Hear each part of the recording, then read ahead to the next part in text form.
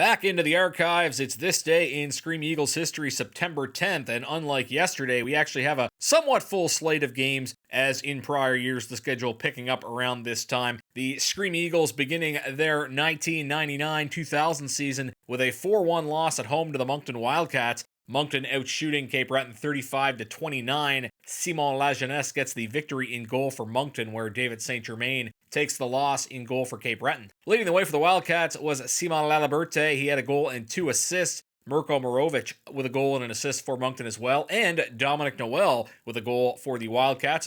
Of course, he would later be traded to the Scream Eagles and have a big impact in Sydney. Pierre-Luc Laprise was the lone goal scorer for Cape Breton on this night. A number of prominent Eagles playing their first QMJHL games. As I mentioned, it was the first game of the season, so Maxime Lessard, Roderick Boucher, and Matthew Dumas playing their first games in the Q. Hunter Lahache dropping the gloves here with David Walker in this game. Hunter would get 17 minutes in penalties before the night was over. Quite a long time before the Eagles would again play on September 10th, but they would do so in the year 2010. Beginning the 2010-2011 season, they began the year in Halifax. Interesting start to this game as Pascal Amuat scored for Halifax, but William Carrier countering just 18 seconds later, and that would spur the Eagles on to a 3-2 victory. That goal was the first of Will Carrier's Q career as he was playing in his first QMJHL game. The other Eagles' goals in this one were scored by Brad Cusner and Taylor McDougall.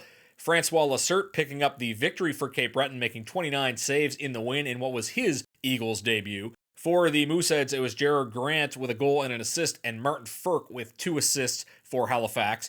The Battle of Nova Scotia was already on in this game as there were 3 scraps in this one. Eagles' Wes Harrett dropping the gloves with Alex Lemieux. Alex Carrier of the Eagles fighting with Trey Lewis. Alex Carrier, the older brother of Will Carrier, he will be released by Cape Breton at the halfway point of the season. Scream Eagle Brad Cusner, a future Moosehead, dropping the gloves with Moosehead Simon Desmarais, who was a future Screaming Eagle in this game. So interesting tie-in with those 2 players and a spirited game. And again, the Eagles get the win 3-2 in Halifax to start the season.